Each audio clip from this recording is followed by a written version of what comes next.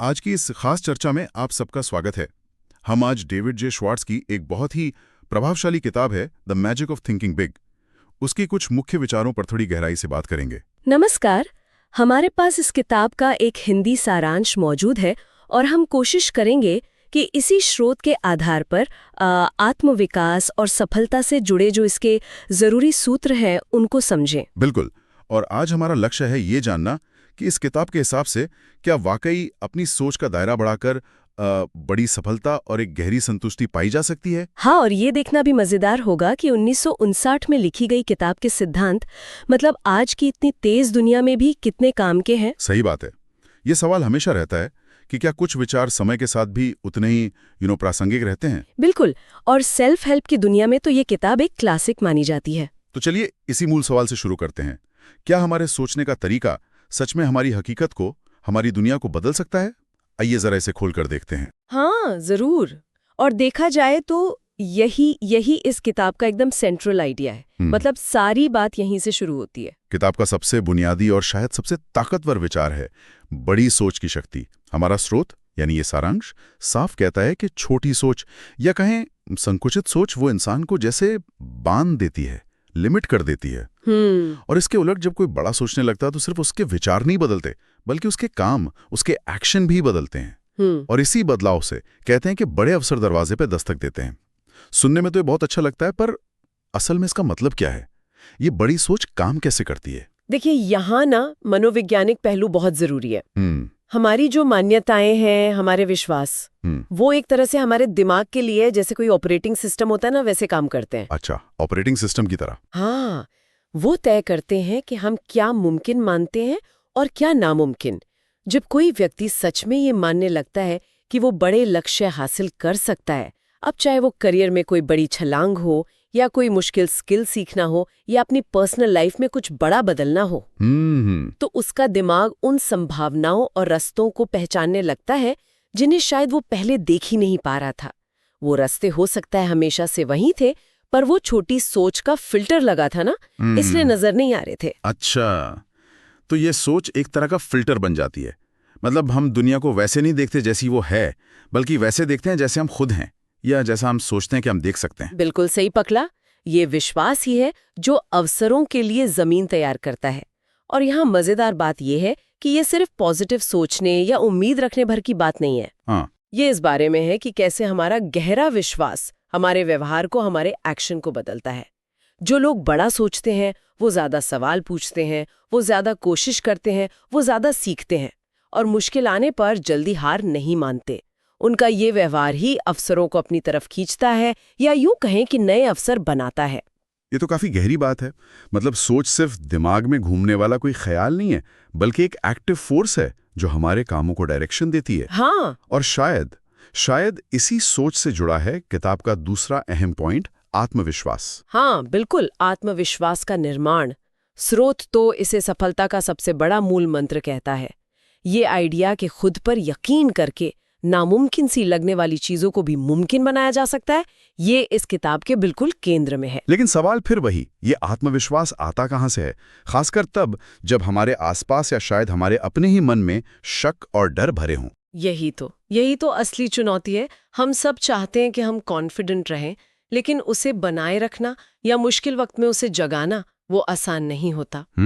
ये आत्मविश्वास, जैसा कि स्रोत इशारा करता है, डर पर काबू पाने से बहुत गहराई से जुड़ा हुआ है।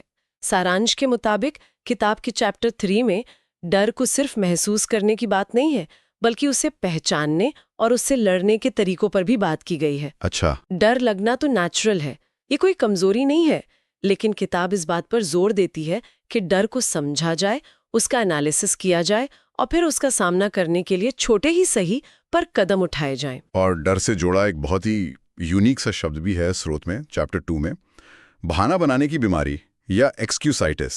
ये क्या चीज है? ये शब्द ही अपने आप में काफी कुछ कह देता है।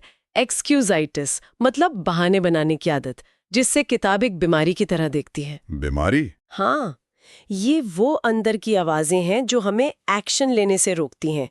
मेरी उम्र बहुत ज़्यादा है या बहुत कम है, मेरी तो किस्मत ही ख़राब है, मेरे पास सही एजुकेशन या रिसोर्स नहीं है, अभी सही टाइम नहीं है, आप समझ रही हैं ना? हाँ हाँ बिल्कुल, ये तो बहुत कॉमन बहाने हैं। बिल्कुल। स्रोत के मुताबिक ये बहाने असल में डर के ही अलग अलग रूप हैं। ये हमारे आत्मविश्वास और हमारे एक्शन दोनों के सबसे बड़े दुश्मन हैं। एक्सक्यूजाइटिस, ये वाकई सोचने वाली बात है। हम शायद रोज ही इसके छोटे मोटे शिकार बनते होंगे बिना जाने। मतलब डर सिर्फ सामने खड़े किसी खतरे से नहीं लगता, बल्कि हमारी अपनी बनाई हुई वजहों से भी पैदा होता है, जो हमें आगे बढ़ने से रोकती हैं। बिल्कुल। और ये बहाने इतने खतरनाक इसलिए हैं क्योंकि ये अक्सर बड़े लॉजिकल लगते हैं। हाँ सही बात है। ये हमें यकीन दिला देते हैं कि हम कुछ इसलिए नहीं कर पा रहे क्योंकि हालात हमारे खिलाफ है, जबकि असल वजह शायद हमारा डर होता है या कोशिश न करने की इच्छा। और यहाँ ये समझना जरूरी है, जैसा स्रोत इशारा करता है, कि फेलियर कोई फाइनल जजमेंट नहीं है, वो सीखने की प्रोसेस का एक हिस्सा है, जरूरी हिस्सा। हाँ आत्मविश्वास तब नहीं बढ़ता जब हम कभी फेल ही न हो, बल्कि तब बढ़ता है जब हम गिरकर उठना सीख जाते हैं, जब हम फेलियर को अपनी कमी का सबूत मानने की बजाय सुधार के मौके की तरह देखते हैं। तो क्या स्रोत इस एक्सक्यूजाइटिस से निपटने के कुछ तरीके भी बताता है? सिर्फ पहचान लेना तो काफी नहीं होगा शायद। हाँ, सारांश इशारा करता है कि किताब प्रैक्टिकल तरीके बताती है, जैसे हर बहाने के पीछे जो असली डर छिपा है उसे पहचानना।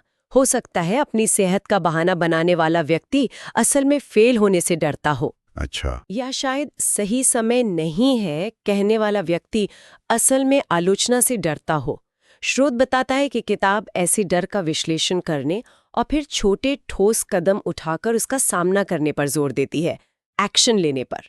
एक्शन। हाँ, और साथ ही पॉजिटिव सेल्फ टॉक का अभ्यास करना, अपने आप से सकारात्मक ढंग से बात करना, ये भी इसका एक हिस्सा हो सकता है। ये दिलचस्प है कि कैसे डर, बहाने और आत्मविश्वास ये सब एक दूसरे से जुड़े हुए हैं। लेकिन यहाँ एक और जरूरी पहलू आता है जिस पर स्रोत जोर देता है। कौन सा? सारांश साफ कहता है, सिर्फ सोचने से काम नहीं बनता, महत्वपूर्ण है क्रियान्वयन, एक्शन।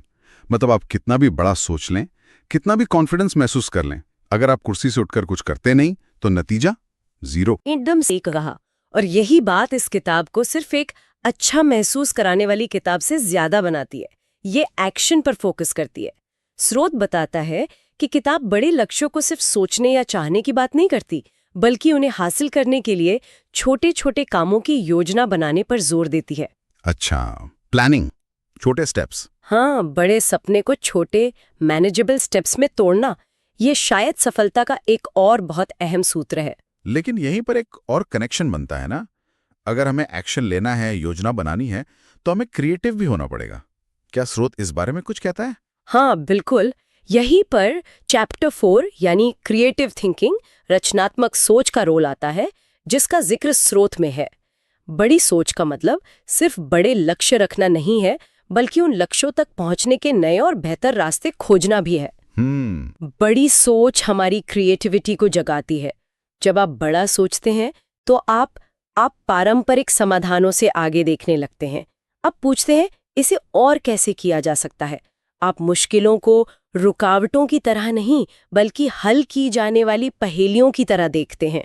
तो बड़ी सोच से क्रिएटिविटी बढ़ती है और क्रिएटिविटी से एक्शन प्लान बनाने में मदद मिलती है। ये एक साइकिल की तरह काम करता है। बिल्कुल सटीक।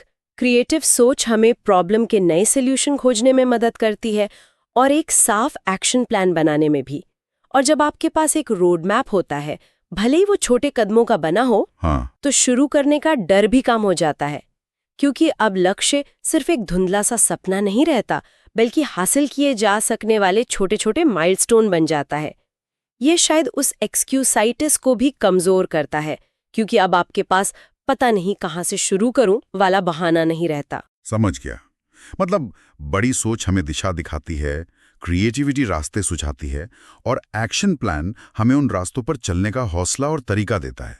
ये तीनों मिलकर काम करते हैं। बिल्कुल। सोच इंजन है, क्रिएटिविटी स्टीयरिंग व्हील और एक्शन पहिए, तीनों का तालमेल जरूरी है। अब तक हमने बात की पर्सनल सोच, आत्मविश्वास, डर पर काबू पाना और एक्शन लेना। लेकिन क्या ये सब सिर्फ हमारे अंदर ही चलता है? हमारे आसपास की दुनिया का इस पर कोई असर नहीं होता? ये एक बहुत ही जरूरी सवाल है और स्रोत इस पर भी ध्यान देता है। ये सिर्फ अंदरूनी खेल नहीं है। सारांश बताता है कि किताब का चैप्टर 6 खास तौर पर अपने परिवेश का प्रबंधन करने पर जोर देता है। मतलब मैनेजिंग योर एनवायरनमेंट। परिवेश का प्रबंधन, इसका क्या मतलब है? साथ ही जो मुख्य विचार है उनमें से एक है लोगों के साथ बेहतर संबंध बनाना। परिवेश का प्रबंधन मतलब सचेत रूप से, कॉन्शियसली ये चुनना कि आप किस तरह के माहौल में रहते हैं, किन लोगों के साथ उठते बैठते हैं और किस तरह की जानकारी या विचारों को अपने अंदर आने देते हैं। स्रोत में साफ तौर पर कहा गया है दूसरों के साथ सम्मान और प्रेम से पेश आएं और इससे भी जरूरी नकारात्मक लोगों से दूरी बनाएं। नकारात्मक लोगों से दूरी, ये सुनने में थोड़ा कठोर लग सकता है लेकिन शायद जरूरी है। एक पॉजिटिव माहौल बड़ी सोच को बनाए रखने में कैसे मदद करता है? हमारा माहौल मतलब हमारे दोस्त, परिवार, साथ काम करने वाले, यहाँ तक कि हमारी सोशल मीडिया फीड या हम जो खबरें पढ़ते हैं वो सब हमारी मानसिकता पर लगातार और अक्सर हमें पता भी नहीं चलता गहरा असर डालते हैं। आप इसे मानसिक पोषण की तरह समझ सकती हैं। अगर आप लगातार ऐसे लोगों के बीच हैं जो हर बात में कमी निकालते हैं, जो आपकी महत्वाकांक्षाओं का मजाक उड़ाते हैं या जो हमेशा निराशावादी बातें करते हैं, तो आपकी अपनी पॉजिटिव सोच और बड़े सपने धीरे धीरे कमजोर पड़ने लगते हैं। उनकी नेगेटिविटी संक्रामक हो सकती है, और बिल्कुल, और ये किताब के उस विचार से जुड़ता है जिसका जिक्र स्रोत चैप्टर 5 के हवाले से करता है। आप वही हैं जो आप सोचते हैं। तो अगर हमारा माहौल हमारी सोच को प्रभावित करता है तो अंततः वो हमारी पहचान को भी प्रभावित कर रहा है। बिल्कुल, सीधा कनेक्शन है। और इसके उलट सोचिए, अगर आप ऐसे लोगों के साथ हैं जो आपको प्रोत्साहित करते हैं, जो खुद भी आगे बढ़ने की कोशिश कर रहे हैं, जो पॉजिटिव हैं और समाधान पे फोकस करते हैं, तब तो फर्क पड़ेगा। बिल्कुल, उनका रवैया आपको भी ऊपर उठाता है। वो आपकी बड़ी सोच को न सिर्फ स्वीकार करते हैं बल्कि उसे और मजबूत करते हैं। इसीलिए स्रोत का ये सुझाव कि सचेत रूप से अपने आसपास का माहौल चुनें जिसमें लोग, जानकारी और विचार सब शामिल हैं, ये बहुत ही प्रैक्टिकल और ज़रूरी सलाह है। बड़ा सोचना एक लगातार चलने वाला प्रयास है और सही माहौल इसे आसान बनाता है। तो ये सिर्फ बुरे लोगों से बचने की बात नहीं है, बल्कि एक्टिवली एक पॉजिटिव और मोटिवेटिंग माहौल बनाने की बात है। इसमें शायद ऐसी किताबें पढ़ना या ऐसे पॉडकास्ट सुनना या ऐसे मेंटर ढूंढना भी शामिल हो सकता है जो हमें प्रेरित करें। निश्चित रूप से ये अपने मानसिक आहार का ध्यान रखने जैसा है। मेंटल डाइट, हम क्या खाते हैं इसका असर हमारे शरीर पर होता है। हम किन विचारों और प्रभावों को अपने अंदर आने देते हैं, इसका असर हमारी सोच और हमारे नतीजों पर होता है। तो इस पूरी चर्चा को अगर समेटें तो इस सारांश से मुख्य बातें या सीखें क्या निकलती हैं? इन सब का निचोड़ क्या है? हाँ, स्रोत ने कुछ प्रमुख बिंदुओं को लिस्ट किया है। बड़ा सोचो, फिर सिर्फ सोचो नहीं बल्कि बड़ी कार्य योजना भी बनाओ। डर और संकोच को त्यागो, खासकर उस एक्सक्यूजाइटिस को पहचानो और जीतो। सकारात्मक सोच रखो, खुद पर अटूट विश्वास करो और सबसे जरूरी लगातार मेहनत करो। ये सब सुनने में बहुत बुनियादी लगते हैं, है ना? हाँ, और शायद यही इस किताब की असली ताकत है। जैसा कि स्रोत भी बताता है, ये सिद्धांत कोई रॉकेट साइंस नहीं है, लेकिन इन्हें लगातार अमल में लाना वो आसान नहीं होता। सही बात है। इन सभी पॉइंट्स को जोड़कर देखें तो ये साफ होता है कि ये किताब सिर्फ एक फिलॉसफी या विचारों का कलेक्शन नहीं है, बल्कि एक प्रैक्टिकल गाइड है। स्रोत इस बात पे जोर देता है कि किताब को सरल भाषा में लिखा गया है, उसमें रोजमर्रा की जिंदगी से जुड़े प्रैक्टिकल उदाहरण दिए गए हैं और ऐसे उपाय बताए गए हैं जिन्हें कोई भी अपनी डेली रूटीन में शामिल कर सकता है। मतलब ये सिर्फ क्या करना है ये नहीं बताती, बल्कि कैसे करना है इस पर ज्यादा ध्यान देती है। बिल्कुल, ये सिर्फ प्रेरणा देने वाली बातें नहीं है, बल्कि ठोस कदम है जिन्हें उठाकर कोई भी अपनी सोच और नतीजों को बदल सकता है।